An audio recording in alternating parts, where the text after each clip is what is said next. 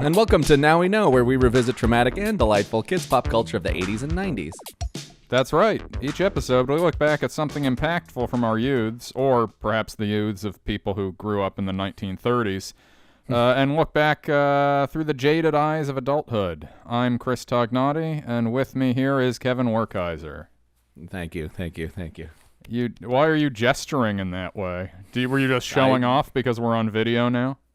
Yes. No, it's the crowd out there. They're very well behaved. You won't hear them. Yeah. Hello, everyone. This is our first video podcast. We're upscaling here at Now We Know Studios. Obviously, we are not in the same room. The reason being that Kevin has been stricken with a case of stinkitis. If you could smell him right now, oh boy. And I just wasn't willing to be in the same room with him at the moment, so. Or even the same state. Even the same state. No, that's not. I think that was a little bit much. That's not true. He's on assignment right now. You can tell he's wearing a jacket, much as I am. We both put on jackets before we stepped onto in front of our cameras here, because we didn't want you to see what we looked like when we were watching this movie. We were both wearing our 90s Disneyland sweatshirts that have like Grumpy with his arms crossed. Yeah, and one of those goofy hats with the ears coming down. Yeah, Grumpy was the 90s attitude dwarf, if you remember the merch. Yeah. He was the one that's like, oh, the kids love Grumpy. Grumpy and Dopey, obviously. So yeah, we decided Snow White, right? Right. Well, because they're doing the remake, as they so often are. Mm-hmm. Doing a remake of this, that, or the other. Those are three of the dwarves, this, that, and the... so it just seemed like the thing to do. It's one that I think was pretty, I think it had come out of the Disney vault in the 80s at such a time as to make it difficult to escape as a kid. I remember lots of discussion on the school ground, so to speak, of, I, of course...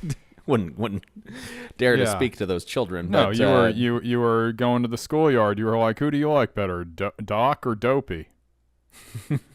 Yeah, there was discussion of who's your favorite, and a lot of discussion of favorite Disney movie, and people saying, oh, I've got that one, the ones that aren't currently available from the vault. Right. And we didn't have eBay. Yeah. So this was one that I sure saw. And didn't really make a major impact. I thought Dopey was funny. I mostly thought the old men-looking dwarfs were not something I wanted to look at. Don't feel like that's changed as much as maybe one would hope. I mean, I don't think any of them are so... You enjoy looking at Dopey? Them, yeah. I feel like Dopey has maybe the most macabre look to him of any of them. He's hairless. He's perfectly hairless. No, he's got 3 little sprigs. Does he have sprigs? All right. Yeah. Well, in any case... He's largely bald. For his age, it does seem upsetting. Yeah. My Snow White childhood, growing up in and around Larkspur, this was a Lark movie for me, the Lark Theater. My dad took me to see this when it was in one of its many, they'd trot this thing out from time to time. Disney, especially in those years, it was the heyday of, well, let's run this back into theaters for a week. Let's pad the box office totals a little bit. Obviously, it's a little more defensible than what Big Jim Cameron does with Titanic or Avatar. Anytime someone threatens his box office record, he's like, well, I'll just put this back in theaters for 2 days, claim it back. Yeah. That's the ultimate power move when you're like, we all know I only need a few more days in theaters to reclaim my record, It's I don't need all this hoopla. I don't need a new release.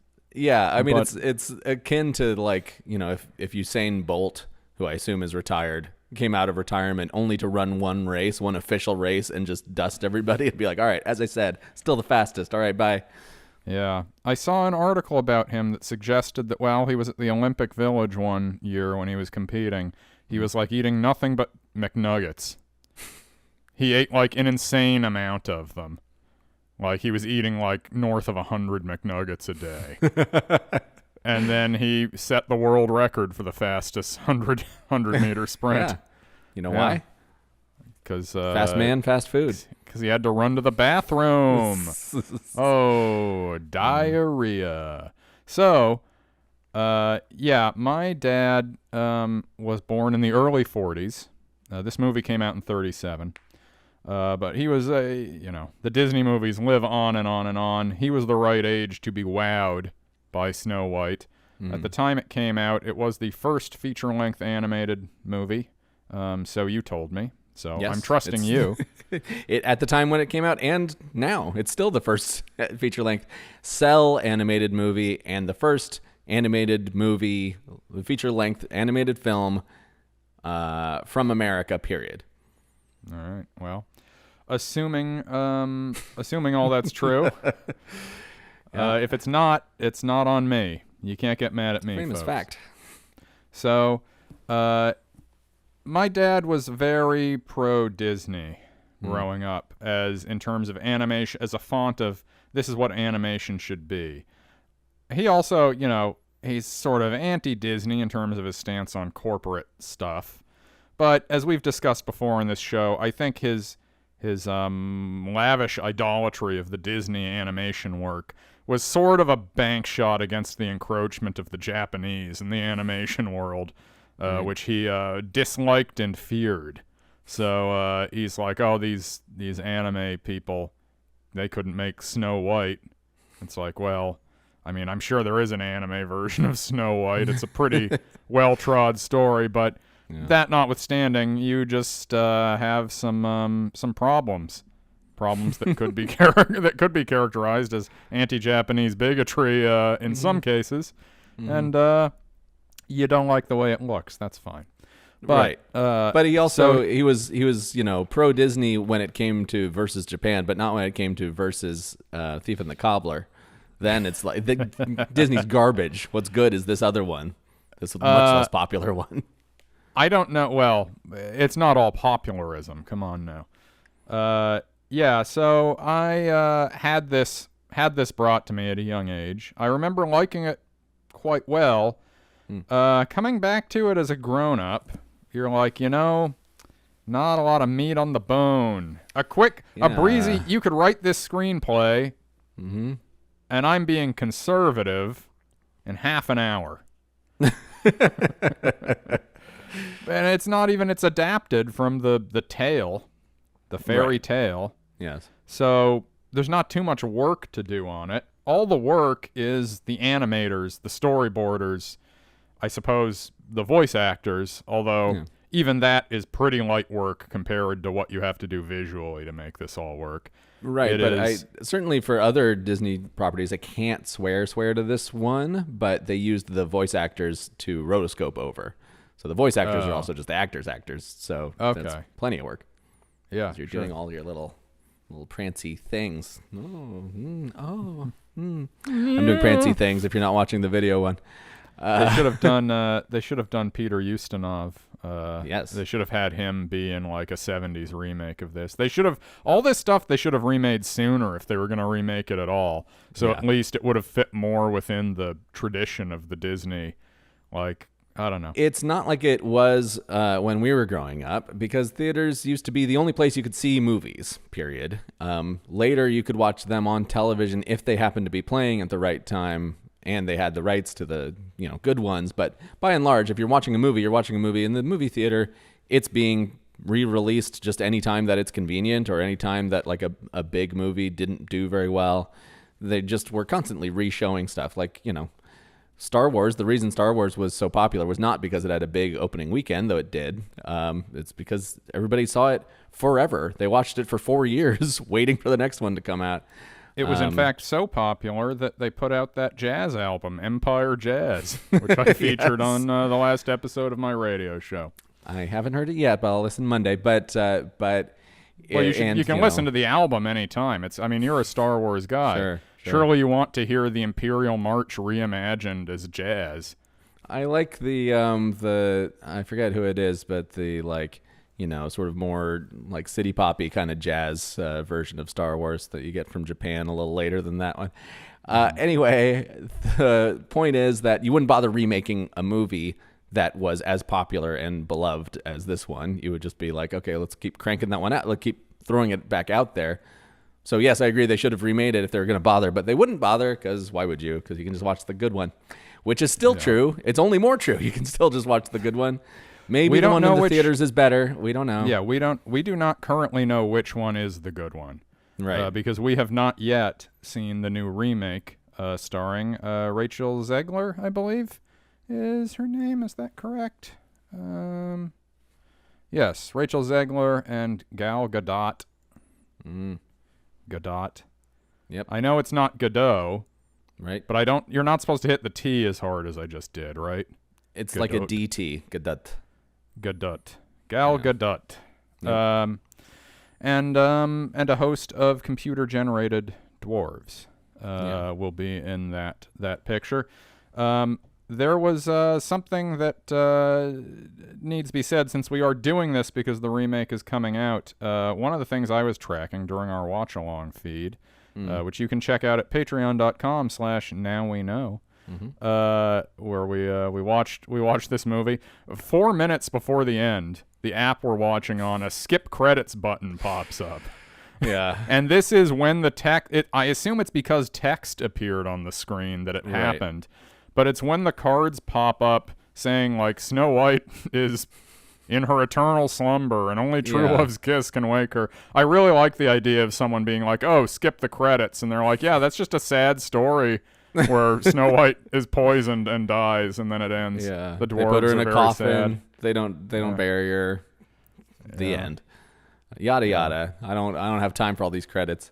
And there are no credits also. The only credit is, a Disney picture colored by Technicolor, R.I.P. Yeah.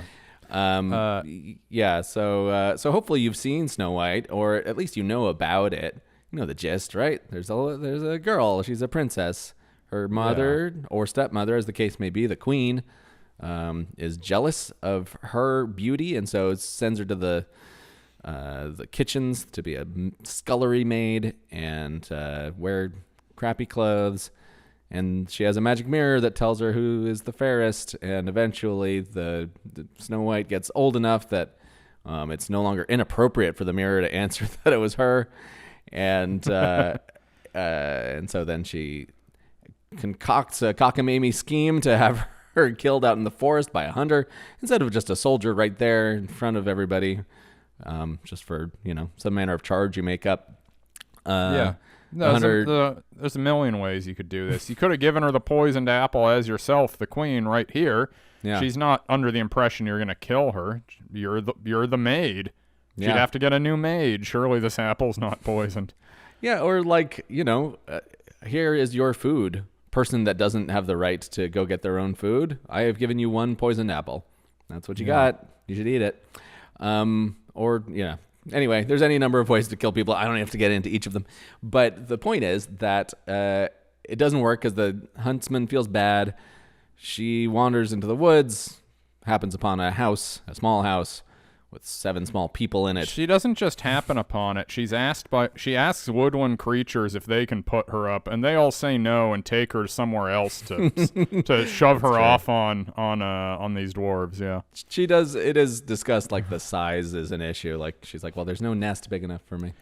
The deer are sleeping somewhere where they could put out some thatch for her. Yeah, she just likes being covered. Humans like being covered, and the dwarves are cool with this. The queen is livid, comes back to kill her again in a cockamamie way, and fails, and she goes into sleep and then is awoken.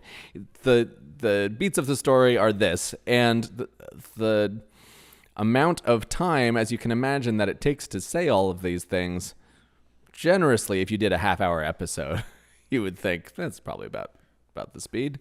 You could do fairy tale theater, 45 minutes. Half-hour episode with commercials. Like this is 24 minutes here. A tight 24. It might even 24 might be letting it breathe a little more than you had to. It's there's not much meat on the bone here as a story. And watching it this time, I think we were both a little startled how long everything takes to happen. but what else could they do? Right. Yeah, because when we started, it was like, oh, well, what even happens in this? I don't even remember. I only remember like 3 things. Then you watch it, it's like, oh, those are the things that happen. Yeah, it just those all are the takes 3 things. a good long time. Because, Disney was making movies, not movies, but making shorts, animated shorts that were just, oh, here's, like Silly Symphony. Here is some music. We will animate to it. And you just kind of get like, trees blowing in the wind in an anthropomorphic way, squirrels hanging out with each other. It was all about the beauty and the ability to make this. It's a wonder to look at, period. And so the notion of being like, well, but what's the plot was never really wasn't their forte at this point anyway. We will take a light traipse through the events of Snow White, I suppose. Maybe not as trenchant as some of our deep dives on a plot level. Sure. It doesn't have the dense screenplay of a Bringing Down the House. Yeah, I'm sure that one took longer to write. Yeah. So as Kevin mentioned, we do open up rolling right out of bed. It does not take long to get going. We open up with a live-action pull-in on a storybook, a gilded-edged storybook of Snow White that is then opened, and you're reading the text. This is something they do in Robin Hood almost 40 years later, too. Mm-hmm. I always liked this. It feels homey, Yeah. It's like, ooh, where's my hot apple cider? Time to read a book. Yeah, for a while as a kid, I thought that it was like, okay, let's get to it. Like, pick up the pace. Don't need to read a book of the movie. You can just jump right into the movie. But I like it now. It is, though, it makes it so this whole movie is not actually an animated film because this part is just a book. Just a book on a table. It's true. Should not qualify for an Academy Award for Best Animated Feature, as there is this book in it.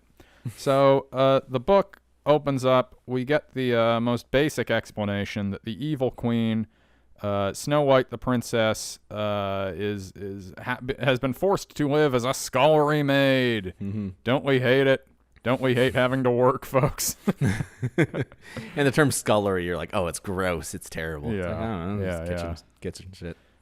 So Snow White, the princess of the kingdom, her mother, the queen, is very jealous of her. She is her mother, right? Her biological mother? I don't know if... I feel like it said mother in this. I don't think it said stepmother, but it certainly is, one of those things that in the telling depends. I have a hard time believing that, like, the queen as depicted in this is going to procreate with another person. Yeah. She doesn't seem like she's interested in human sexuality in that way. She's very vain, but it's not because she wants to look hot. It is a much it's a much more perverse and ultimately pointless pursuit of perfection she's engaged in here. Yeah. She's has big child-free energy. Or she would like to anyway. Yeah, it's true. Tell me about it. Imagine if Snow White was her biological daughter. She'd be like, that was a bad call. Yeah. Yeah. If only I lived when condoms existed. Yeah, the queen, I always think, they're like, oh, she's the most beautiful. And you look at her and, like, you can kind of see, I don't know, I feel like it would be more better in a later version to make her more beautiful actively. So that it's like, oh, you see how she looks beautiful on the outside, but actually she's sinister within. Instead, it's like she has a very striking face, and that's all that's showing from underneath her, like, queenly wimple. So, I don't know. It's just, but what I was saying during the watch along is, I stand by, which is that it's very balletic, this movie. It is not as though we are listening to a story, really. It's as though you're watching a ballet of the story of Snow White, and they're singing because you can make the sound be synchronous, and so you're going to do that, obviously. But it feels therefore pretty silly to get too wrapped up in, like, well, is the prince stalking her? Say, well, we will be addressing this momentarily. This claim. but that sort of thing doesn't really feel like it applies when it's like, no, you want to know as soon as the queen steps on the stage that she is the bad one, so she's going to be dressed bad and looking evil. So we can't make her like, oh, she looks beautiful, but it's actually something else going on. This is playing with much more, primary colors, let's say. Yes. Archetypal storytelling, you might say. And obviously, sometimes archetypal stories can be regressive because we live in often a regressive and broad brushstrokes world. What Kevin was alluding to about whether or not the prince is stalking Snow White.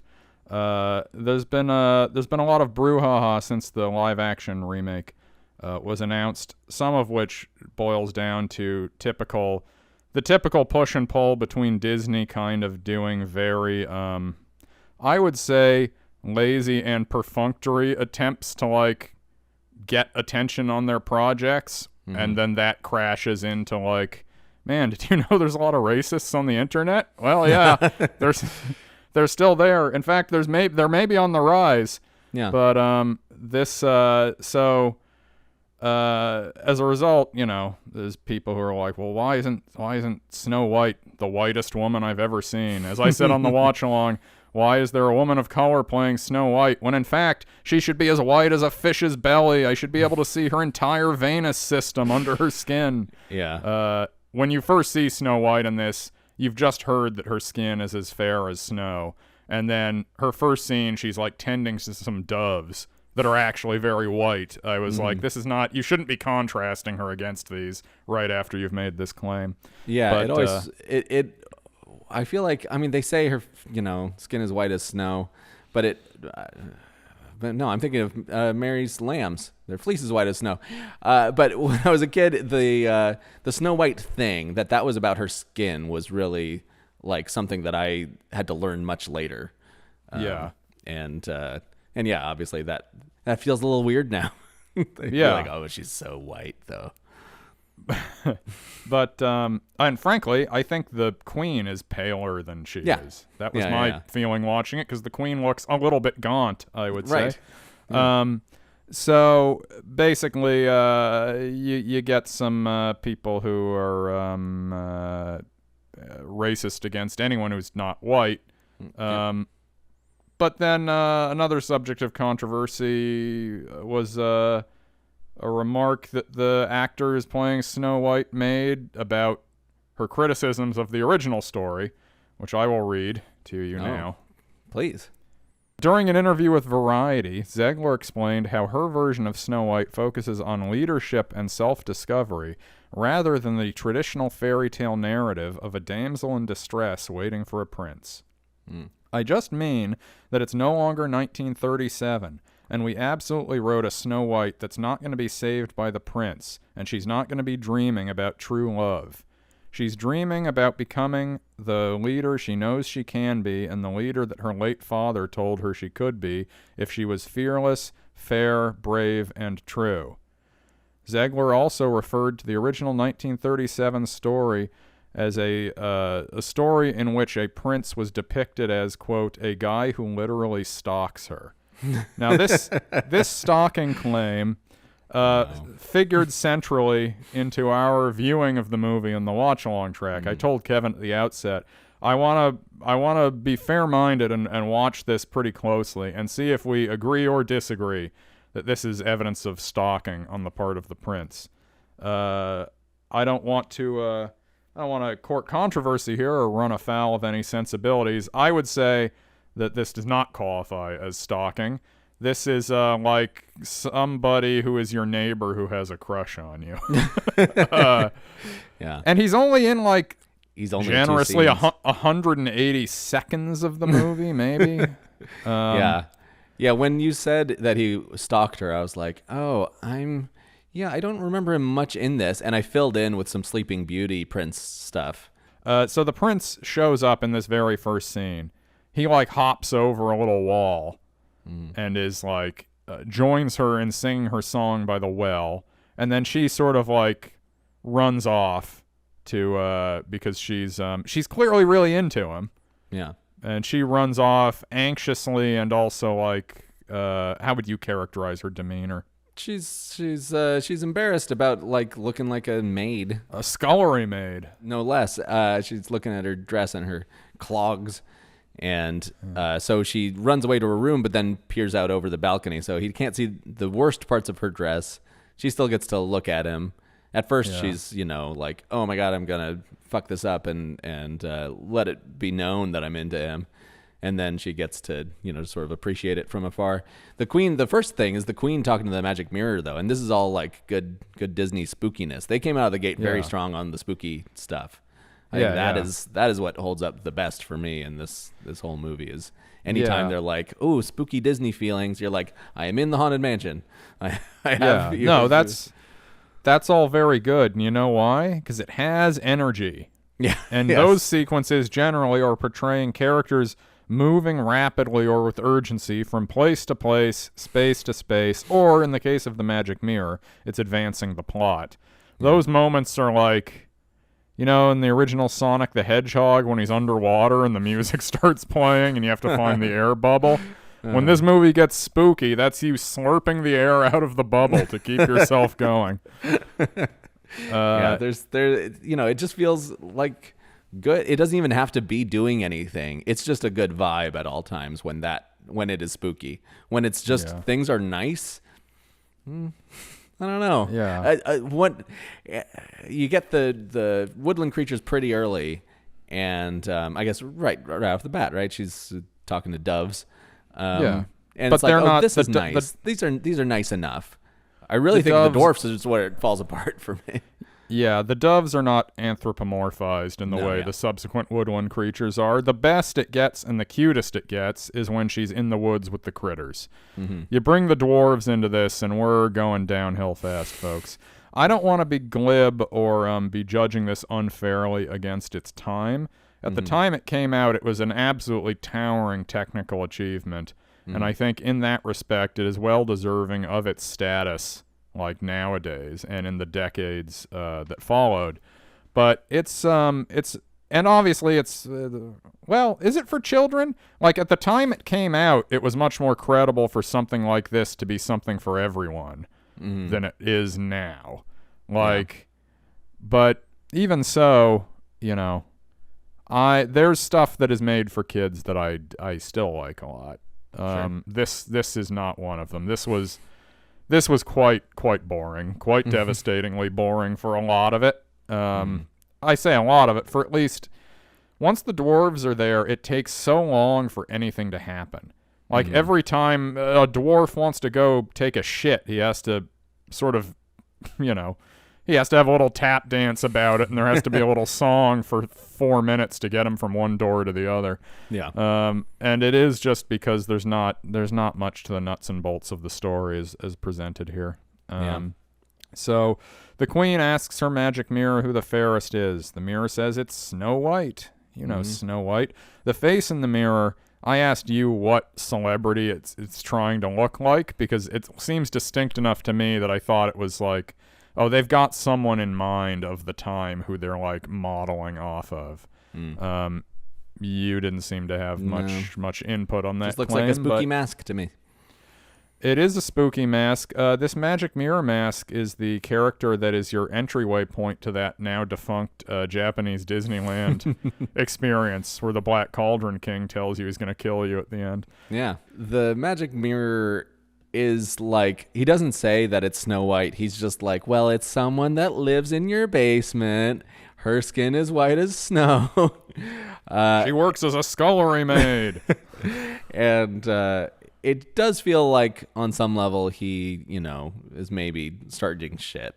Like he can only impact the world so much, and it's like, well, who could I say it is? Obviously, my job is actually her up the most. Yeah, my job is just to say that she's the most beautiful. That's what I'm enchanted to say. But I've developed consciousness by being asked day in and day out whether it's her. So now I've thought of somebody that it could be, that like maybe it'll break her heart to have to kill her. It's like, no, she's delighted to kill her. I likened it to checking your phone. That this is the only app she's got on her tablet. And so it's like, well, I'm not like getting the same dopamine hit I was, but I'm coming back for one more. Do I look good? No. It's like if you're checking how many likes you got on Instagram. Right. And you're like, oh, that felt good. I've got 7 likes on this thing. 7 likes. That gives you an idea of how much of an influencer I am. Yeah. Oh, that feels good. I feel good now. Everything feels a little bit more good. But then as the weeks go by, the months, the years, God, the years, you're like, wow, this has happened enough that I know exactly the length of this dopamine hit. And it's only going to be 90 seconds, and then I'm right back to baseline. So the point is the queen is tapped out. She's over asking this mirror. She's definitely in here asking this. Like, if you were to ask it once a day, that would be a traditional fairy tale thing. I ask every morning if it's still true. She's asking more than once a day, right? Yeah. She's like, well, I just put on some makeup and took a shit, so my stomach's looking a little slimmer. I should ask again now. I do also think that, it's a mirror. I think the lesson from this, it should not be that, like, the mirror knows, or even, like I said, that the mirror is evil and is just starting shit. I think it's the mirror is just you. So you look in the mirror and you're like, am I the fairest? And eventually it will give you an answer that you don't like, but that's you giving yourself that answer.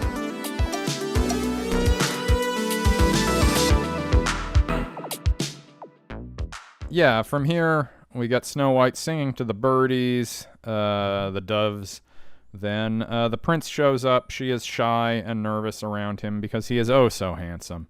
And she would so love to be swept off her feet and get to live the proper life of a princess, rather than, as we have now belabored the point, serving as a scullery maid. It is a little funny to be like, I am already a princess that lives in the castle, just not the right part of the castle. I really wish a prince would come along to take me to a different castle, and I would live in the good part of that castle.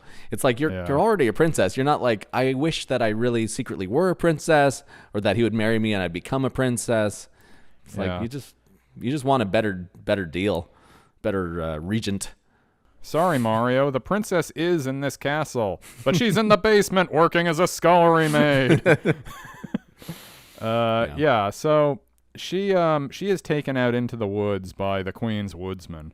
The guard has been instructed to kill her and to cut out her heart and put it in a box that is locked with the emblem of a heart with a dagger through it. This is the grisliest thing in this movie, and it is undeniably one of the grislier things in any of these Disney movies. Sort of a holdover from the intensely grisly nature of a lot of these classic fairy tales. So, you get a scene where the guard raises his knife and is about to plunge it into Snow White's back in the most, like, he's like, okay, I gotta do it. I gotta kill her. I just gotta lock in and kill this young woman. He looks up. She's, like, playing with and talking to a bird. The bird's chirping at her. He's like, oh, okay, it's fine. I shouldn't, I'm sure she's a bad person. She'd probably kill me right now if I turned my back on her. Yeah. Then he looks up again. The bird flies away. She's like, bye, birdie, bye. Oh, all right, here we go. And of course he can't do it. Yeah. Oh no. She has a preposterously high voice. Obviously, yes. As was the style of the time, but it is a bit much to modern ears. Yeah, I got a little. I know you're not supposed to call, women in our political system shrill because it's a sexist thing. Yeah. Is it all right for me to call 1930s Snow White a little shrill for my taste? I think, shrillness is in the eye of the beholder. It was a little rough on the old eardrums, I will say. I think I liked it more when she was singing than talking. Because when you're singing, it's like belted out. I get it. But when you're talking, it's like, okay, like, that's not your normal voice, right? Like, this is like the inverse of the Elizabeth Holmes thing. Yeah. But I'm Snow White. Whistle while you work. So she, the huntsman tells her what the plan was and that she should run away. She runs into the forest and everything's all spooky. The logs are crocodiles that are floating in the river. Everything has eyes. and she's screaming and throws herself to the ground. And then all the guys are nice, friendly woodland creatures, just like those doves that you boss around all day. And similarly, these guys will do whatever you jolly well ask them to. You pointed out how just terrible she is at living living life. She's not really streetwise in spite of being terribly mistreated. There's a plot line on the classic comedy show Arrested Development that's not very politically correct nowadays. You could somewhat convince me something like that is going on here. She doesn't feel like she's all there. Yeah, there's a vacancy behind the eyes. That is not just because this is the first time they've really taken a stab at something like this. Her eyes lack the intuitive emotion of the eagle from The Rescuers Down Under, I'll tell you that. I agree with that. But they had a lot longer to figure out how to do that. Yeah, Sure. she's basically we should mention the scene where she is fleeing from the woodsman. Like he tells her, "Get out of here." Run away and never return. Get out of here. The queen doesn't want you anymore. She'll kill you. And this is the first spooky thing is the magic mirror. The second spooky set piece is her fleeing through the woods where everything appears dark and twisted and evil. This is also very good. A lot of the imagery in this sequence, you later see them sort of turn back to, I don't know if it was in the 60s, probably the 60s, when they do the Sleepy Hollow Ichabod Crane thing, the Disney thing, the cartoon. Yeah. That has a lot of him like wandering through the willowy haunted woods. So fun. Yeah, really, this Disney stuff never better than when it's trying to be scary, to appeal to me, a grown-up. Yeah, but it's also like it's spooky. It's like actually scary when you're a kid, but it's not so scary that it like fucks you up or is going to haunt your dreams. It's just like, ooh, it hits the right tone just perfectly, I think, and in a way that still works. Unlike, say, a lot of stuff in this about people of lesser height. There's been much discussion of that too for the new one, and we'll get into that when we see the new one. But I will say that as a kid, I never thought, well, these are people with dwarfism. These are little people. I really thought it was just like a separate creature that just looks like, slightly like a little guy, but is not a guy. It's something else. But I understand that if you are a little person, that might feel different and weird and like, well, what am I but a little guy? I'm not magical, but I think the magical element is implicit. They're not exactly magical either. Like they don't use magic. No, but they're of the forest. I don't know. They feel like woodland creatures, closer, somewhere in between. Presumably. I mean, they know about the queen. They clearly understand the political system of this world, even though they seem to only go two places in their day-to-day life, the mine and their house. That's what I mean. I agree with you that I never perceived them to be human beings, but I think I fall somewhere between these two positions. I did not take them to be, this is like if I see a little person on the sidewalk. This is the same thing. That was never my perception. But also, I never thought, this is like, a forest spirit. I was also like, no, these are basically just like little guys, like Lord of the Rings dwarfs or something. Yes, yeah. But those are fantasy creatures, just like elves. Elves, they're tall, like blonde, willowy humans exist. And they aren't like, well, don't cast us as elves. That's a little fucked up. Because you understand that that's a different thing. I think it's tricky because obviously the word dwarf is like a technical term also. Well, this came up while we were watching it because you were saying that if you were Snow White and you saw the dwarfs, you would be like freaked out because you wouldn't even. It was because she's like, oh, you can talk. Yes. Yeah. I was like, I don't think that's so surprising. And you were like, what do you mean? If you look at how they look compared to how the other, humans in this look, you would think you wouldn't know what to think. And I was like, yeah, but they're quite humanoid Like, I would not be surprised if they could talk. I wouldn't be so surprised, but I think that a more like direct comparison, if you're trying to picture something in our real world, our real life, if you picture Ernest when he's being scared stupid by what's his name? What's the name of the troll? I don't remember the troll's name, but I do not agree that the troll that is that's an escalation in how grotesque he looks that I grant you is within the realm of debate, but I think you're making it too easy on yourself. His head is like 8 times the size of Ernest's, and that is also the case for the dwarfs versus Snow White or the prince.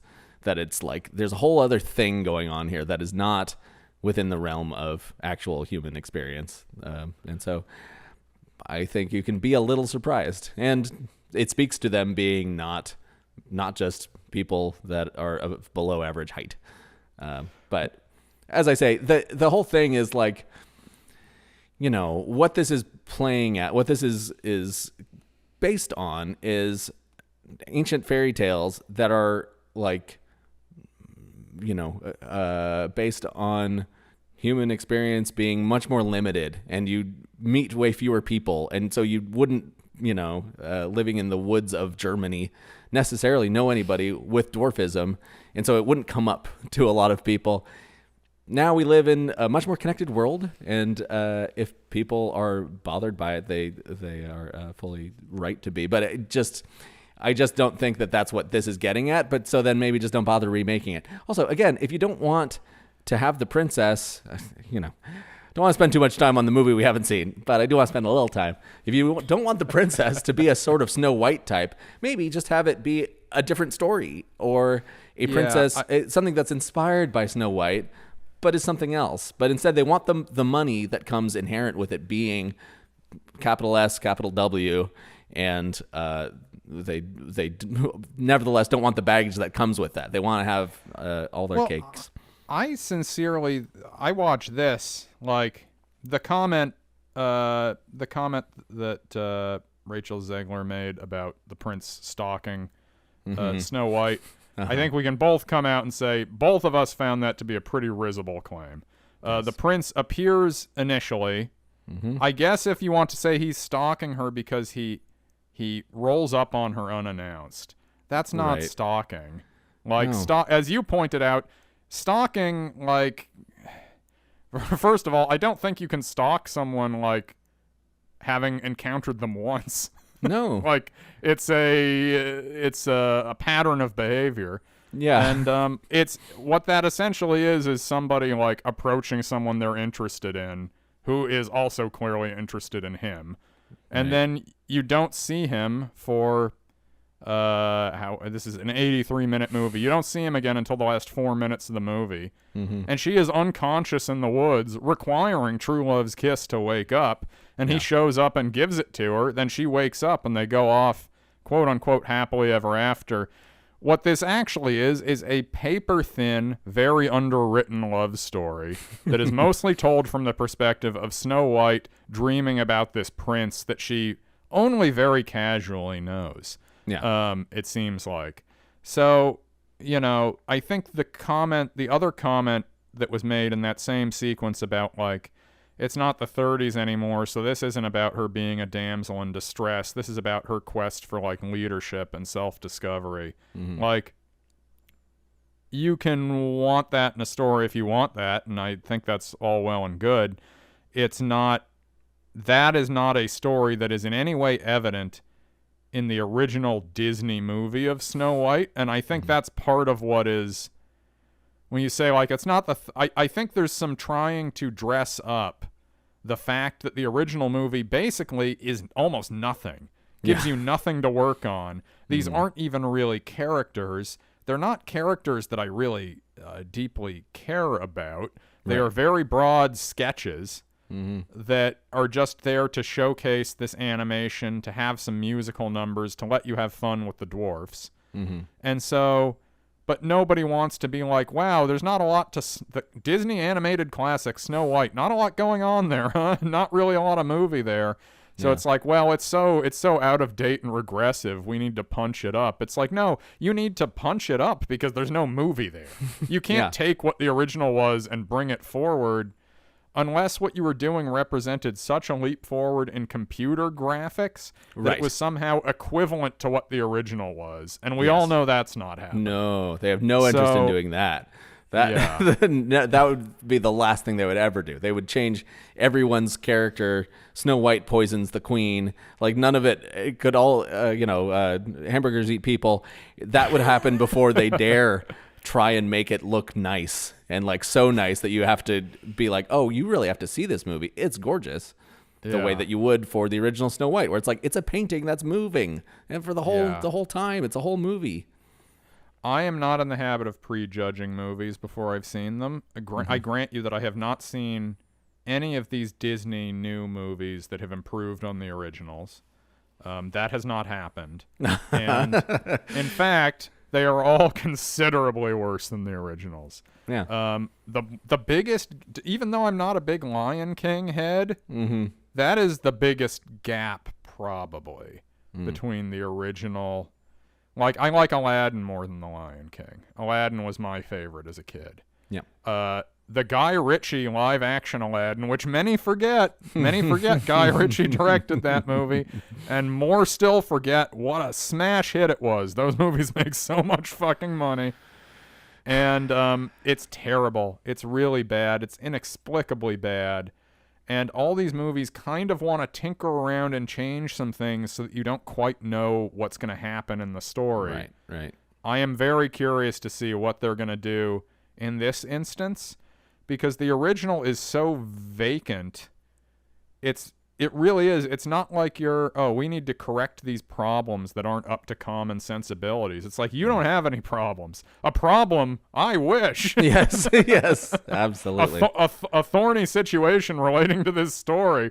Yeah. No, what you have to do is come up with a fucking story. Right. Because, the introduction of the dwarfs in this, I kind of like how blunt it is, and you sort of said the same. She gets to the house. The woodland creatures, she has them, whistle while you work. They do the big song. The squirrels curl up the cobwebs on their tails and shake them out the window. One critter is shoving dust under the rug, and Snow White's like, no, not under the rug. So they start shoving it in a mouse hole in the wall, and the mouse angrily comes out and starts putting it back. It's this whole cleaning montage. The deer are licking the plates clean until Snow White admonishes them that they need to use water. Yeah. Imagine that. You come home and all your dishes are clean, but then you realize they're saliva cleaned by a deer. Yeah. All of this is like, again, you're kind of like, okay, maybe this movie's better than I remembered, because so far so good, I think, up to this point. Because it is again like Silly Symphony stuff where there's just music playing and animals doing cute, interesting things, but that's okay. I'm here for that. No objection. And it is neat to have it be that they're like very willing to help clean, but they're also kind of lazy about their methods, and they don't really know about what human cleanliness is supposed to look like. They'll do it, whatever it is, fine. But it is also a very big ask from her. She offers them nothing other than just that she is Snow White and everybody likes her. Yeah, she offers them what she offers anyone, which is to get to bask in her presence. She's basically, anyone who sees her is just like, oh my God, I would do anything for you. That's why she's so dumb. Because it's like, this is the world to her. It's just, she's like, oh, hey, I'm around. Would you like to do whatever I say? Oh, yes, very much so. Like, okay, well, I guess I have nothing more to learn. The only thing keeping the world on the rails is that the things she wants done are by and large pleasant and nice things. If she had any ill intent in her heart, things would be going very badly very quickly. Yeah. But then after that montage, it just cuts to the mouth of a mine that you slowly pull into, and there are the dwarfs clinking their pickaxes. They're mining just bushels of diamonds every day. And one of the lines in the song is, I believe Doc says, it ain't no trick to get rich quick. So they're aware of like value. They know that these diamonds are a route to, quote, get rich. But they're not using them for anything. They just keep them in a big hut called their vault, which is not at their house. It's near the mine. Yeah. Because they put the diamonds in there before leaving at the end of the day, and then it's dark by the time they're back to the house.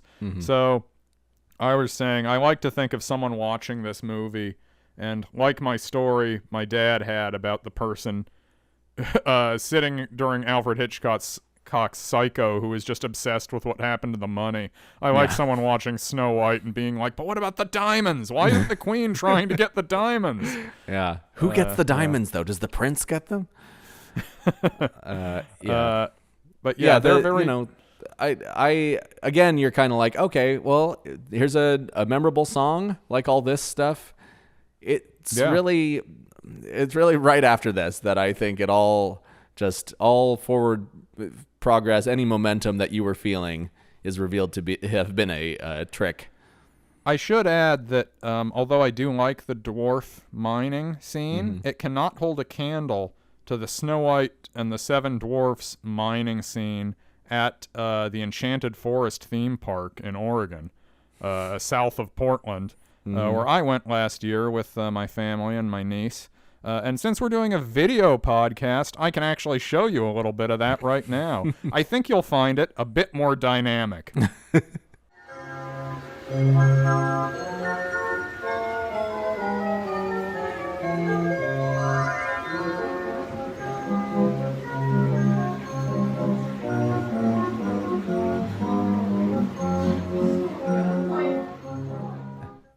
Disney should make some sort of a ride.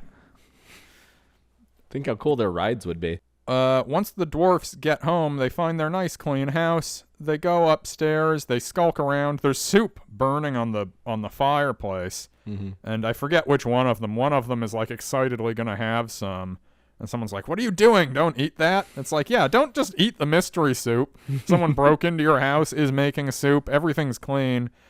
Sleepy is very upset because his cup has been washed and there's no sugar residue on it anymore. Disgusting. What a disgusting thought. Oh no, the saliva-caked sugar ring around my mug has been washed off. So they go upstairs. Snow White is sleeping across 3 of their beds. I acknowledge that everything that you're saying is all that happened, but I think you should probably take 7 minutes to say it to give the full effect. Because it literally, they get home and it's like, just go upstairs. You're yelling at the screen. It's the opposite of a horror movie. Go upstairs. Go look for her. They're like, but what about the cups? The ups, the whoops. Just your house. Go. It's a 2-room house. If you're worried someone's here, you know they're not in this room. Yep. Yeah. No, it's, yeah. Yep. You're right. I concur. Yeah, so they go up. They find her there. They find out she's the princess. They ascertain this. They're like, oh, we know all about the evil queen. The evil queen is evil. You got to watch out for her. She can turn herself invisible with her magics. If that is true and they're not just ill-informed, sure would have made more sense for her to cook that spell up. Yeah, do some invisible murder. I think she's an artist in the end. She needs to like reinvent herself. She's not interested in doing things she's done before. But the dwarfs are like, well, if she's out to get you and you're here, then she'll come here and kill us all. And Snow White's like, oh no, she'll never find me here. And they're like, oh, well, good enough, I guess. And then the queen shows up the next day.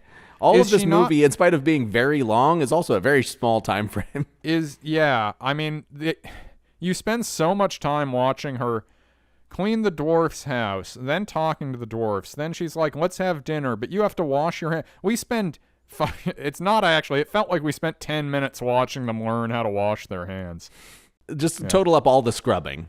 That's like a third of the movie. And then they subject Grumpy to a humiliation ritual where they grab him, all 6 of them from all sides, and throw him in a tub. Yeah. And they like emasculate him. They like make him wear like a flower ring around his head. It's he's right to be grumpy. There's a lot of people who aren't respecting his personal space.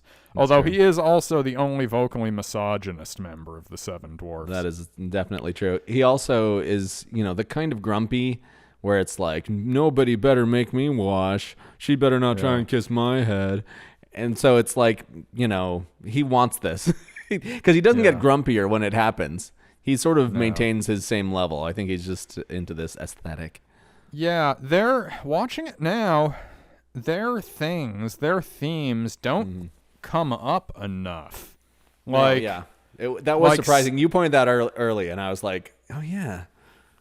Yeah, like Sneezy, his first sneeze is when he gets like a bunch of pollen shoved under his nose. That's just a guy with allergies. That's not Sneezy. Sneezy should be sneezing all the time. Sleepy, you only see him sleep once, and it's when everyone else is asleep too, because it's nighttime. He looks happier and better at sleeping than the other dwarfs. But Sleepy is just tired all the time.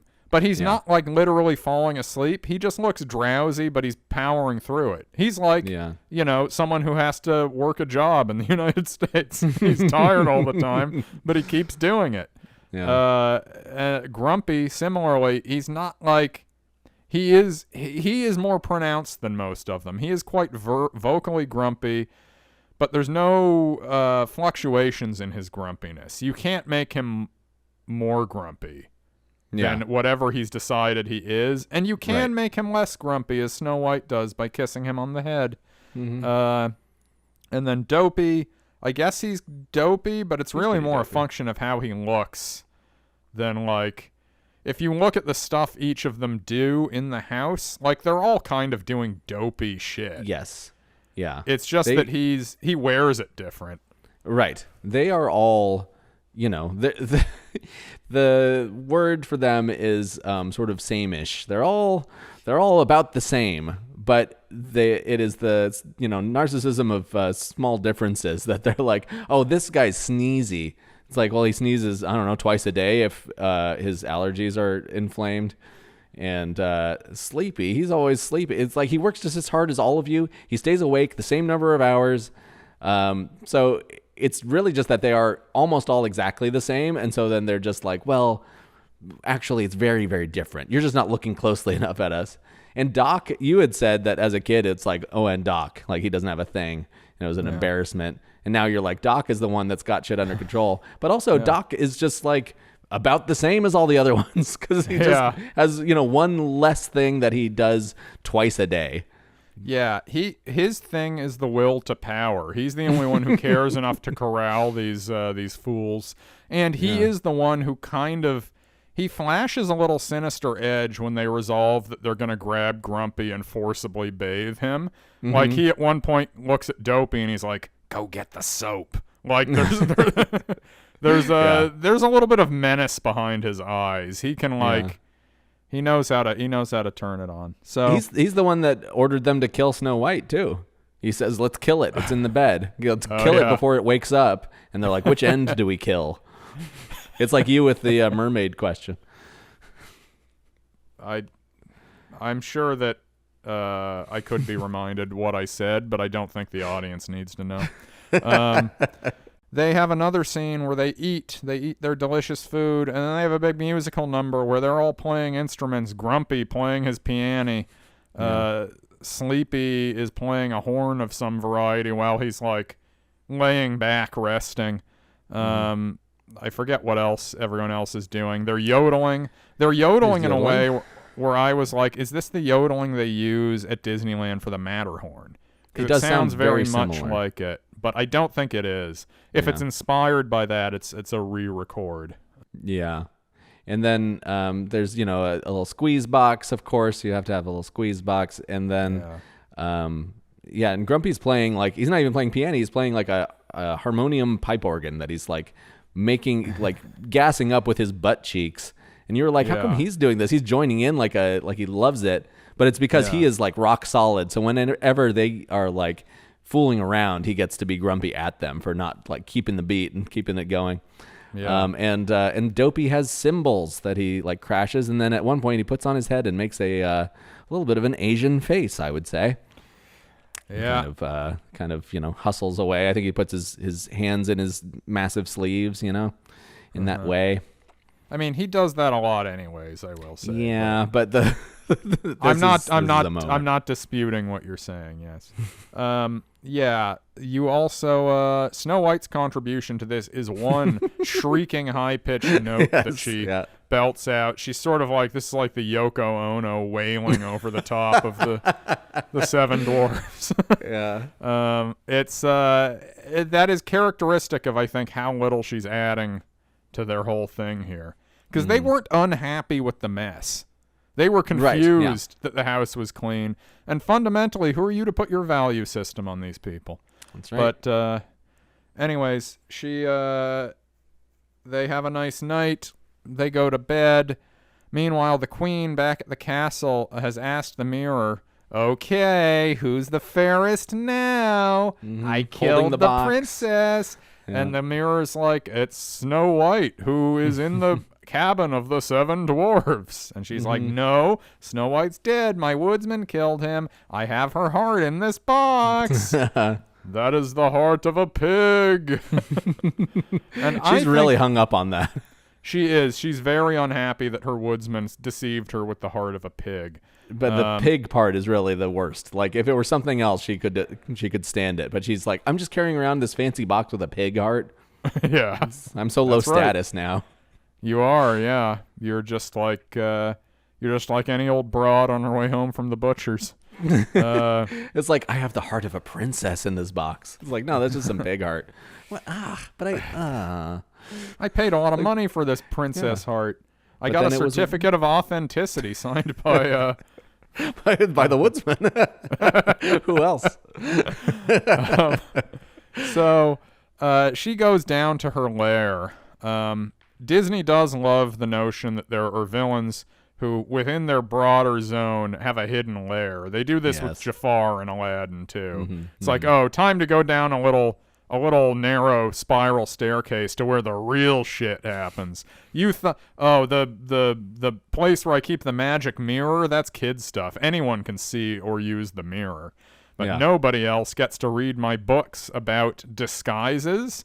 And what is it? One says disguises, there's some others, and then one says sorcery. You were like, presumably all this is sorcery. Yeah, because it's not disguises like, oh, how to do yourself up, like, who Lon Chaney, is that what I'm thinking of? Yes. It's not makeup, it's sorcery that you're doing, and you're making potions to do this sorcery. There's also a potions book. Feels like all of these could be just collected in one. It's also like reminiscent of Batman, that it's like, oh, here's my nice, I'm a powerful rich person up here, but down in my cave is where I am the real evil version of myself. And then she also, I likened her getaway in her, gondola to being like the Batmobile. It all works. Yeah, she makes a potion, some good classic. Here's some bubbling, gurgling fluids that change colors when you mix them. Always loved this as a kid. Yep. She has two things here. First, disguise myself as a hideous old crone. Notably, we never get any clarity in this on whether this is something she can easily undo with a second potion. Yeah. If she can't, then you've kind of given up on the whole fairest in the land thing to begin with. You are now the ugliest person in this whole realm. Right. You would think that would, factor in some sort of thematic way, but it basically doesn't. It's like, in order to be the most beautiful, I've made myself the most ugly, and can I get back from it? That should be addressed. I mean, I assume so, because it says disguises. It's not just like a book of transformations, permanent transformations. Yeah. And then she prepares a potion to turn to begin with, an absolutely delicious, moist, succulent, what appears to be a red delicious apple. A great apple. I tell you what, a lot of people talk shit about red delicious, but for my money, a damn fine apple. She has a bright red apple that she has dipped in this caustic brew to turn it poisonous. Like a red delicious apple. It gives it a gross coating of just wax that melts into a skull. I tell you what, Kevin, before the propaganda campaign people like you have waged for the last several decades, everyone agreed that the red delicious apple was a good apple, which is why it's the apple she's using for the irresistible apple in this story. I think the It's a concept bright of red, a red, yeah. a bright red, delicious apple. I think it's like Red, with, comma, delicious, exclamation point, apple. Red exclamation, delicious question mark apple. No, there's no question mark. I think it's like with pork, that for a while they're like, oh, pork, it's the other white meat. And so they genetically engineered pigs to have more white of meat. And then once they gave up on that as a campaign, they were like, but actually it was actually more delicious when it was redder. And so now they're trying hard to get the pigs back into that direction genetically. I think that is the red delicious situation, is that they were like, can we get it redder? No, redder. And they're like, okay, but if you turn up the red knob, the delicious knob goes down. The delicious they're knob. like red till 1,000. The delicious knob is right where it needs to be. So she dips the beautiful red apple in the poison. The poison comes out with like a skull, like, a poisonous skull on the apple before it drips off. And then she's like, but I have to make sure there could still be an antidote. So she looks it up in her big book, presumably of bullshit antidotes, things that shouldn't be antidotes to poison that are. The only thing, you bite the apple, you fall into an eternal sleep, not death. Again, if she's just eternally asleep, then she would still actually technically be the fairest in the land. Yeah. You're just, you're not committing to the bit. Just do it. Just do it. Yeah. Why all this dancing around? It's like Hamlet. It's like, just fucking stab him. You got 3 hours of I don't know if I want to do it. Yeah, I said this is like a Nathan for You style murder attempt, where it's like, then I found out that True Love's kiss could reverse the poison, so I had to kill every eligible bachelor in the area by giving them, so I had to make 112 more poisoned apples, but then obviously they could be awoken by True Love's kiss, so I had to make another batch of 472 apples and distribute those. No, so she's ugged up now. She is quite ugly, compellingly ugly. Mm-hmm. And she's got her poisoned apple, which she keeps in a basket. And the rest of the basket is all yellow and green apples. And you know what? There's not a thought, not a second's doubt that if she opens the basket, which apple is she going to want? Is she going to want this disgusting green apple or this beautiful red apple? I tell you what, she'd get me. Yeah, I'd be sitting in the woods right now waiting for True Love's kiss. And if any of you want to take me up on that, call the Now We Know hotline. So the dwarfs wake up. They're all anxiously. They're like, we have to go to work. Well, can you take Snow White with you? No, there's no place for a woman in a mine. Yeah. we have to leave her here. We will not take a day off work, but we're worried the queen is going to find and kill her. So they're all like, be really careful. Don't trust any strangers. Okay, bye. This is when she kisses each of them on the head. Dopey is absolutely like just drunk with desire for her. He sneaks around for a second and third kiss. Yeah. Grumpy also quite enjoys the kiss, but he tries to play it off, then falls in a river, then bonks his head. It's all they're all simped up here. It's true. His whole thing, Grumpy's whole thing of like, oh, I'm gonna act like I don't want it, but then it's clear like it's not gonna happen organically, and he has to like kind of make it happen. Like, okay, well, I'm gonna go. All right, like I know you're already saying goodbye. You didn't count that I wasn't there, but just to remind you, I am here. And I'm going to say the same thing everyone else has said right before they got a kiss on the head, where you do have to watch out for strangers. I guess, though, you would think the day after she arrives, surely the queen's not that hot on her trail that she would be there the next day. I mean, I think if the queen's trying to murder the princess of the kingdom, I assume it's a pretty kinetic situation. Yeah, well, you'd be wrong. Yeah, I can't tell you, when I realized this was the next day, I was like, it's not possible that I've spent this much time watching just domestic scenes of them, and it's only been like 2 hours in their time. Yeah. But indeed, it has been. The queen, who leaves her lair through some underground canals that lead out, which you called the Batmobile thing.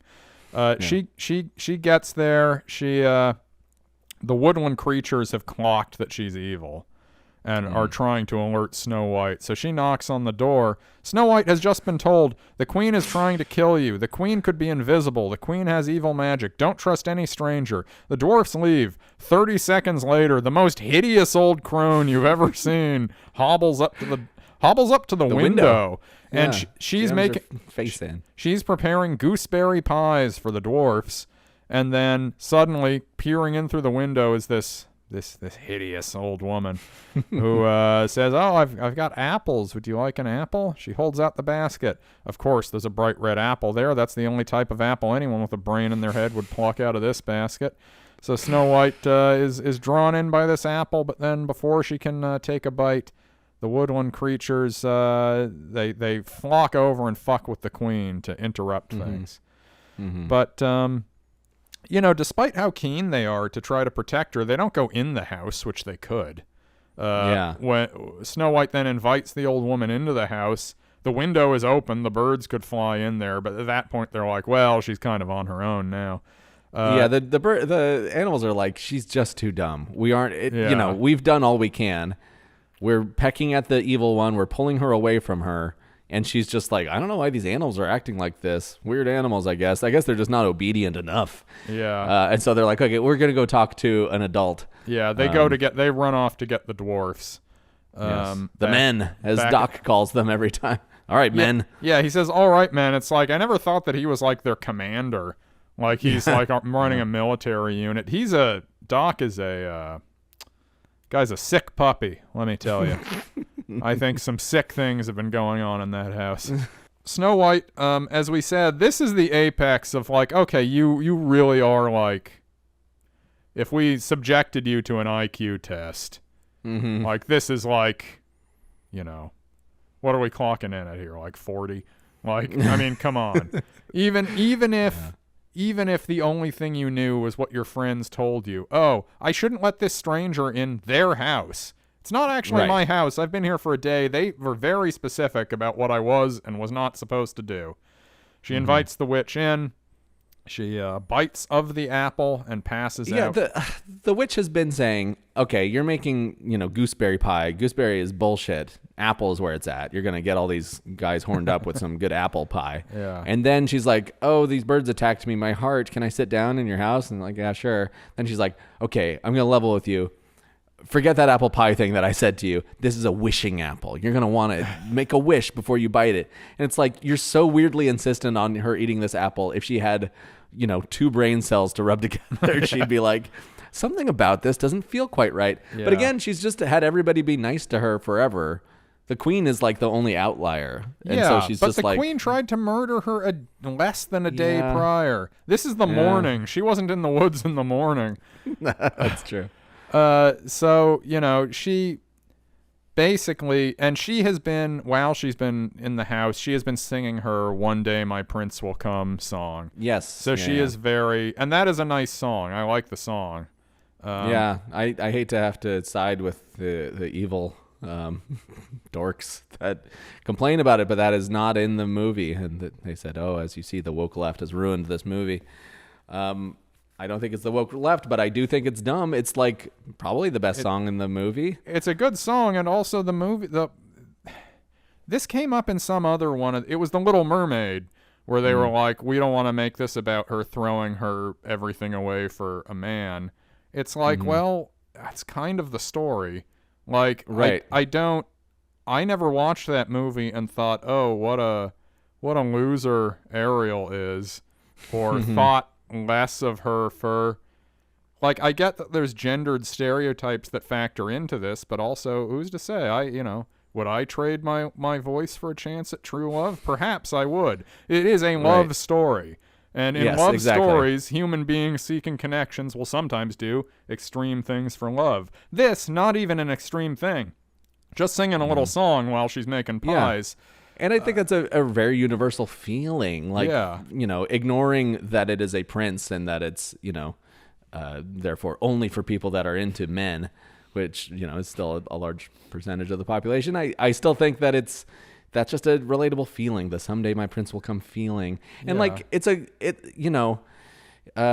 Bill Evans Trio did an amazing version of this in the 60s. Like, it's a legit song in ways that, like, they never did Hi Ho, fucking Miles Davis wasn't out there doing, the song. Yeah.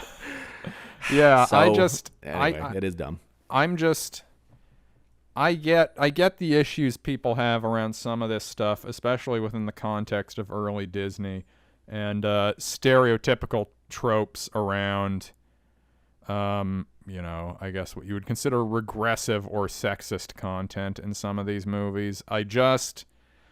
Nowadays, right now, saying we're going to take this thing that was about the essential human yearning for love, and we're going to make it about something else, like the bravery to become the leader your dad said you could be.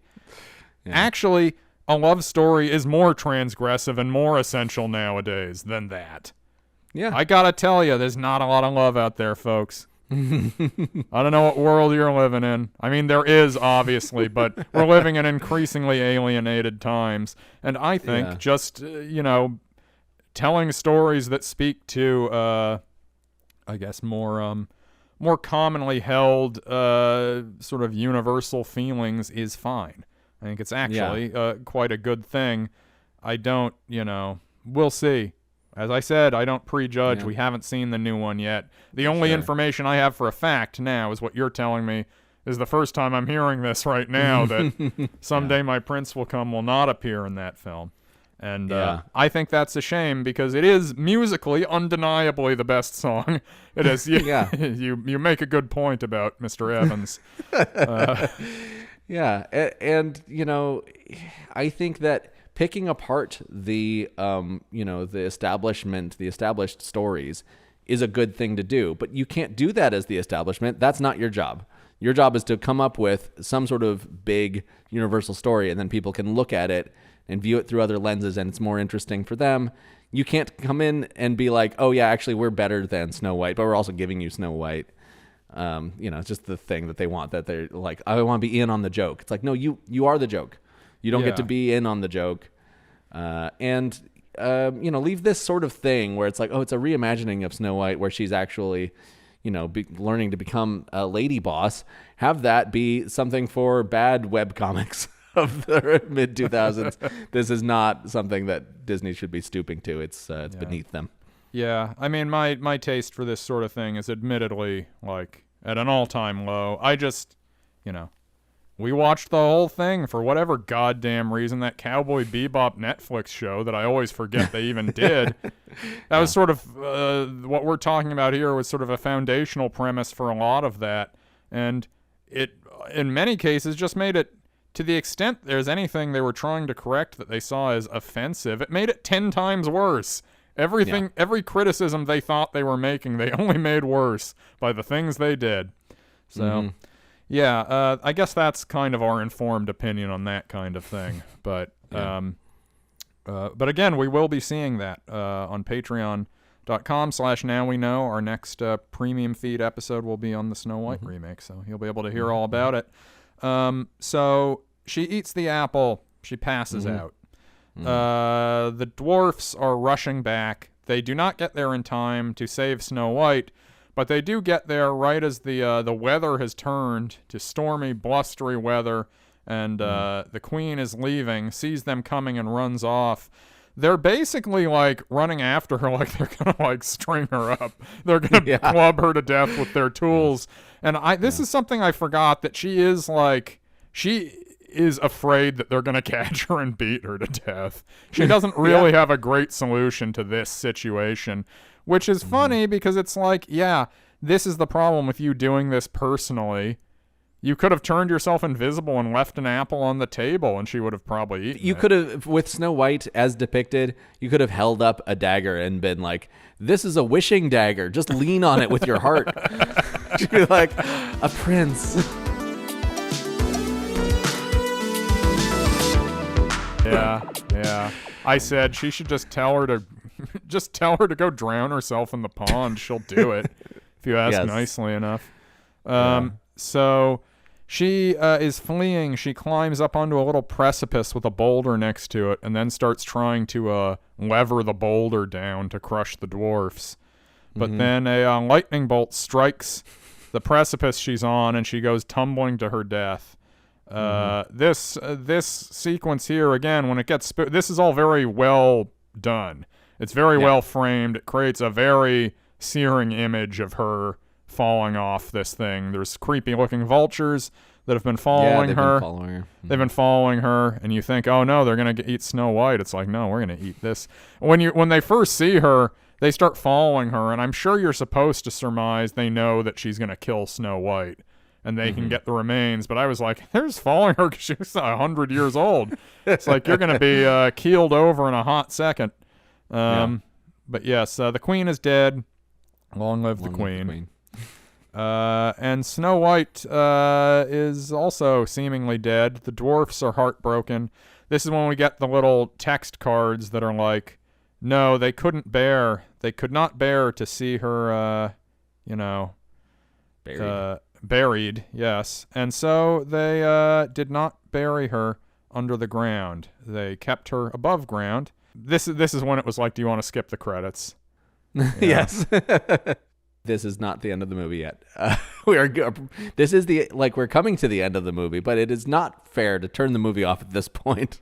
Yeah. It's former guest and beloved friend of the show, Sean Hurlbert, said that when he was a kid, he watched Temple of Doom over and over, but he had never seen the beginning because his stepmom started the record right after the Anything Goes dance number. This feels, I guess, similarly egregious to me, because it's like, you should know how this ends. If you just want to stop it now, it is kind of a yada yada from here. Yeah. Where the Anything Goes one, though less, deeply legendary, is still like the best part of that movie. So it really is the best part of that movie. Yeah. I rewatched it a few months ago. And it's like, just wish it added up a little better than it did. Yeah, it's really just. The thing is there's a sense in which it feels like the truest ideal of an Indiana Jones movie to me, because I'm like, this is the only one where they actually did the thing where it's like, no, here's a new thing he did that is not connected to the other things he did. It's not about Jesus somehow. And like, all the other ones kind of bear the weight of the other movies in a way that one doesn't. And I wish they had done more of them like that were better. Snow White does pray at one point, and you asked whether it was to the Judeo-Christian God. I guess we're not supposed to say Judeo-Christian anymore, because a lot of people that are gross will say that. It's just so that they can be like, me and the Jews. That it's like, oh, Judeo-Christian, we're all in this together, as opposed to being like divisive. Anyway, well, I was raised Catholic, so I reserve the right to say whatever I want about anything related to the Godhead. Yeah. But so you were like, oh, is she praying to Jesus? And then the queen basically gets stuck by a bolt from above. I was like, well, God apparently, did his job. Seemingly.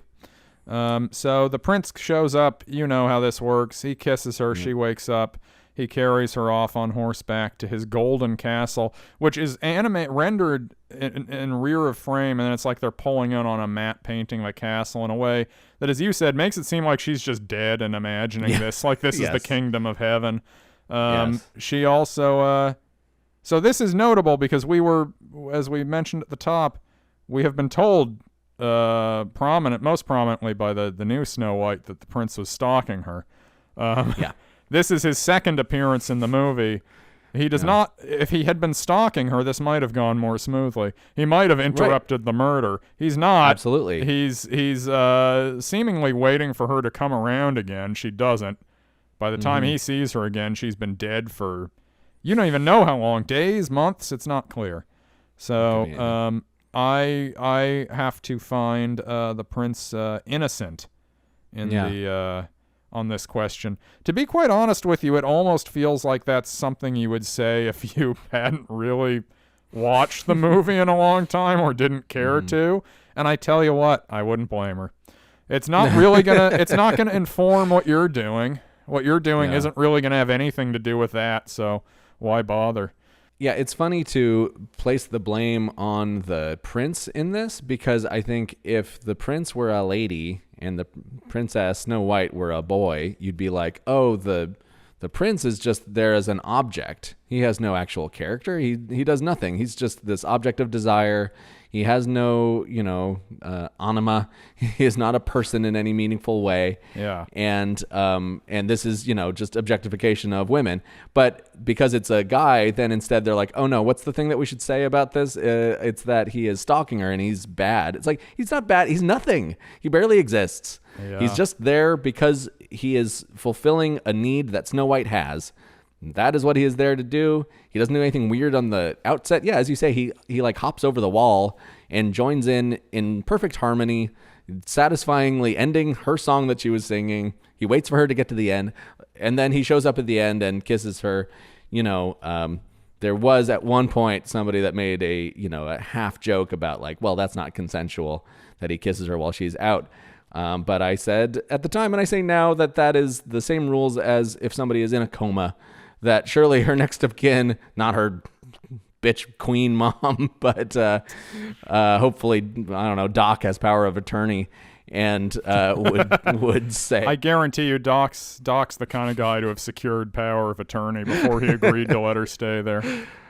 So, anyone who is responsible and able to respond would say, yeah, she would like to be kissed and woken up. This is a medical procedure. Yeah. And it is true love's first kiss, so it's fine. You know what I mean? It wouldn't work if it were sexual assault. No. So she's not woken by just anything.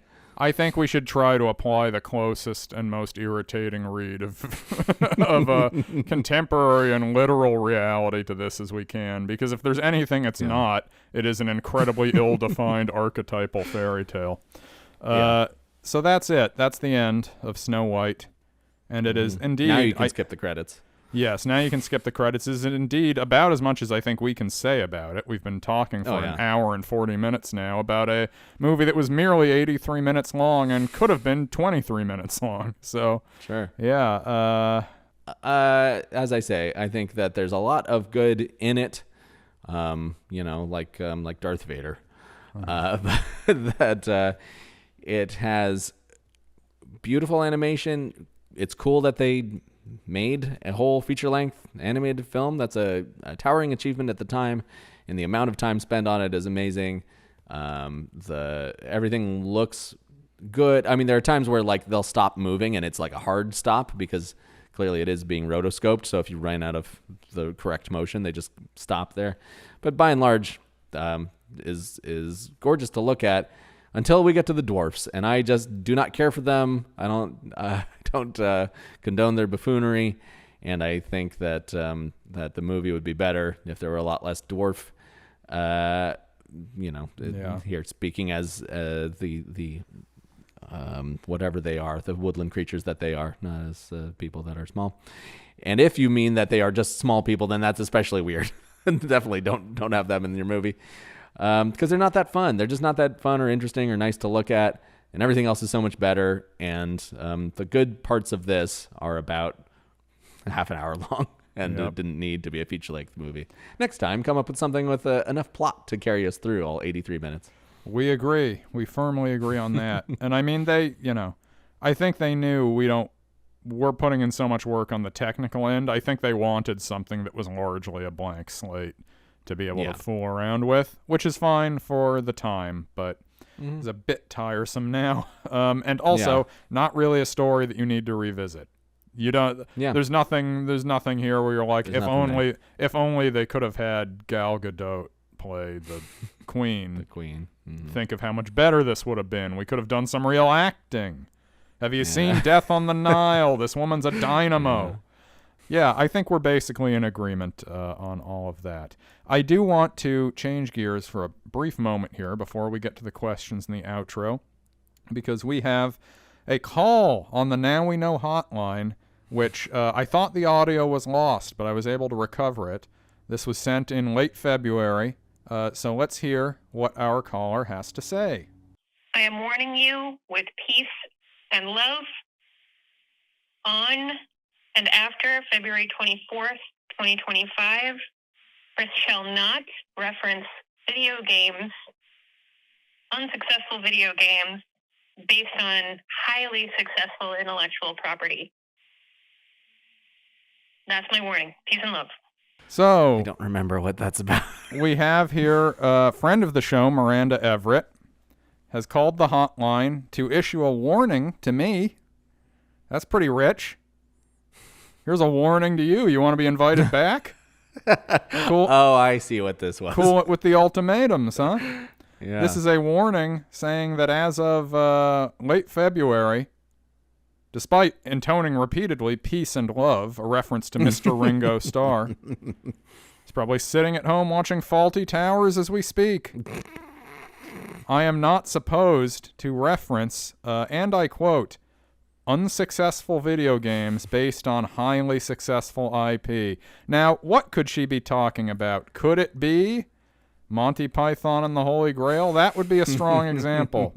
That game I don't think was very successful. The IP was quite successful. However, this is clearly a frustration that is building on a trend. And we had her on the show for Titanic. I know what this is really about. This is about me talking about that Titanic computer game. That's at least half of what we're talking about here. So I must clarify. The Titanic Adventure Out of Time computer game. Am I allowed to do this, Miranda? Am I allowed to comment on the... I think the defense has brought it up, so prosecution can now feel free to comment on it. Exactly. That game was successful. I was stunned when I learned how much money that game made relative to the amount it cost. And you said an unsuccessful game based on highly successful IP. That game predates James Cameron's Titanic. That game, in fact, the maker of the game thinks Big Jim ripped him off. Yeah. Because when that game was in production, James Cameron asked to see what they were working on. And then the creator was like, yeah, the sequence in his movie where the ship falls apart looks a lot like our game does. Now, whether or not you think that's a farcical thing to claim, and I somewhat think it is, it lays out a very clear timeline of how this all went down. So, shame on James Cameron. And although you're simply too dear and too beloved a friend for me to say shame on you on these airwaves, just be careful. Maybe think about some shame. Yeah. Be careful. That's my warning. Peace and love. Yeah. Are you saying that the intellectual property is the death of 1,000 people or whatever? That's IP to you now? Their souls? Come on. Floating icily in the Atlantic. Yes. So thank you sincerely, Miranda, for calling and weighing in. We love it when anyone calls the hotline, even... if you wanted to attempt to enforce edicts on me, I will respond. I'm not made of stone. I'm far too human to let any of this go. So, all right. So, how about some questions? What would you say is the most kid-friendly bit of Snow White and the Seven Dwarfs? The Dwarfs. Dopey, obviously. There's a reason Dopey was the leader on the merch, right? You go to Disneyland in the 90s. It's dope. Grumpy though. It's dopey country. Grumpy is the dwarf you have on your sweatshirt when you're like too cool for dopey. You're like, no, which is only replicating the dopey grumpy dichotomy present in the movie. Because nobody who's wearing a grumpy sweatshirt is actually a grumpy person. You wouldn't have a fucking cartoon dwarf on your shirt. What you are is someone who is performing a certain type of shortness, but it is entirely you want the attention. Yeah. So yes, dopey is it. Performative grumpiness. How do you think it affected you watching Snow White as a kid? I definitely liked it. We had the VHS when they opened the vault. I remember the clamshell. I liked it. I had a good time with it. It was probably the first point at which I understood this weird phenomenon where animation had only gotten worse in the years since, because so much less money and time was being poured into every little thing. The Superman classic cartoons we talked about are another example of that. Certainly if you look at Popeye in the 30s and 40s compared to the 70s and 80s, you're like, wow. Hopefully this trend where things are getting worse as we get more modern, hopefully this doesn't infect other parts of our society, right? Yeah. I think it definitely made me like animation more. Because, I mean, when you're a kid, like the thing where like almost nothing happens, it doesn't bother you as much. I think you're more able to coast on a vibe. And I did like the songs. I thought the Dwarfs were funny. And, yeah. I always felt like Snow White was a bit of a vacuum, though, herself as a character. Sort of a black hole at the heart of this movie, and that continues to be true. When would your mom have walked in? The cliche thing is to be like, oh, what's the sexy part? There's not really a lot of sexy part. There's a part where Doc is sputtering, and he says something like, "Who are you doing?" to Snow White. Maybe that. Why is Doc trying to fuck Snow White? Is this some sort of off-color version? Yeah. Would you show any future children? Yes, but only if they were very young. This is a movie that I think could be good, but frankly, once your kid's reading and writing, I don't think there's a lot to it. Like, this is like something you put on when they are young enough that they can only consume media as swaths of impressionistic sounds and images. And what would you say this says about society at the time? Well, 1937. I was there, weren't you? Why didn't you kill young Hitler? Not even that young. Yeah, not even that young. Trouble brewing in Europe. America clawing its way out of the Depression. Charles Lindbergh, he was alive then still, right? Yeah. I don't have much else sad to say. You got me on this one. All right.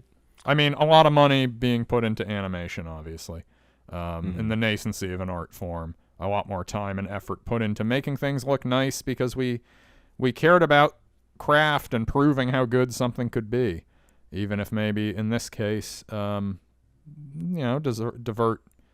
20% of that time and energy into maybe doubling the screenplay from 10 pages to 20 pages, for example. But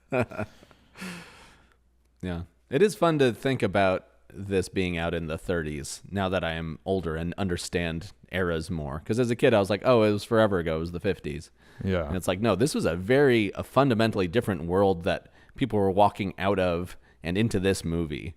And that's interesting to think about. That's one of the most fun things you can do while you're trying to pay attention to this movie. Is think about things like that.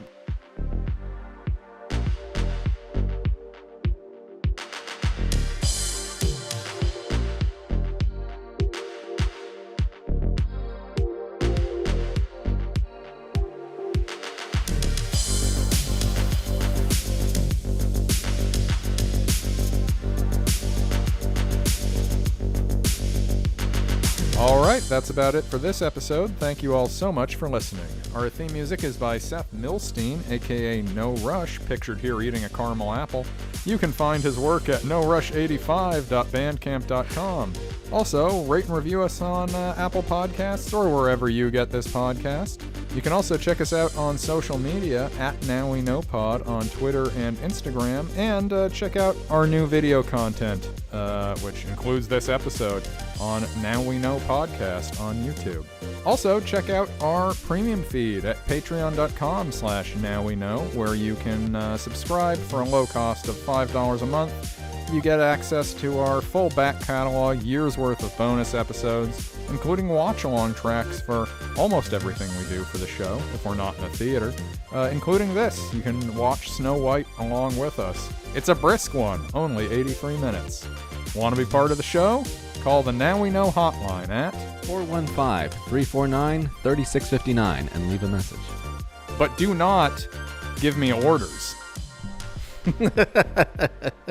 So now we know. But what do we know? Rose is displeased. What to do? Brad is the executive plumber. Does your kind ever think about love, Chuck? I'll ask him, but I don't think he'll be very keen. He's already got one, you see. If I were the boy in the purple socks, I'd hang myself. The heart of a pig, the blundering fool. And now we know. We know now. Bye-bye. Bye.